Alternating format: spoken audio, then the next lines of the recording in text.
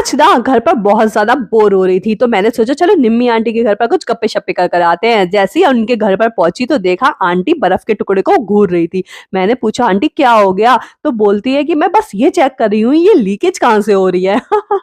मैंने बोला आंटी आपको बहुत ज़्यादा ज़रूरत है हेल्दी खाने की जिससे आपका दिमाग तेज़ हो पाए। हमारा चल रहा था 30 डेज़ स्ट्रीट फूड चैलेंज और आज है डे 9। मुझे आंटी के किचन में नज़र आए ढेर सारे फ्रूट्स को कट कर नमक, काली मिर्च, चटपटा मसाला मिलाकर मैंने आंटी को बनाकर खिलाई ये हेल्दी फ्रूट चाट। रेसिपी पसंद आई तो सब्सक्राइब।